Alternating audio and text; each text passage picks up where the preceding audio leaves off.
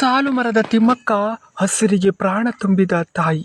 ನಮಸ್ಕಾರ, ನಾನು ದರ್ಶನ್. ಸಾಲು ಮರದ ತಿಮ್ಮಕ್ಕ ನಿಸರ್ಗವನ್ನು ಮಕ್ಕಳಂತೆ ಮುದ್ದಿಸಿದ, ಕಣ್ಣೀರನ್ನು ಹಸಿರಾಗಿ ಪರಿವರ್ತಿಸಿದ ಅದ್ಭುತ ಮಹಿಳೆ. ಅವರ ಜೀವನ ಕಥೆ ಸರಳವಾದರೂ ಅದರೊಳಗಿನ ಪ್ರೀತಿ, ತಾಳ್ಮೆ, ಮಾನವೀಯತೆ ಅಪಾರ. ಮಕ್ಕಳಿಲ್ಲ ಎಂಬ ನೋವು ಮನದಲ್ಲಿ ಇದ್ದರೂ ತಿಮ್ಮಕ್ಕ ಅದನ್ನು ದುಃಖವನ್ನಾಗಿಸದೆ ಮಮತೆಯಾಗಿ ಮಾರ್ಪಡಿಸಿದರು. ನನಗೆ ಮಕ್ಕಳಿರದರೆ ಏನು, ನಾನು ಗಿಡಗಳಿಗೆ ತಾಯಿಯಾಗ್ತೇನೆ ಎಂದು ನಿಶ್ಚಯಿಸಿದರು.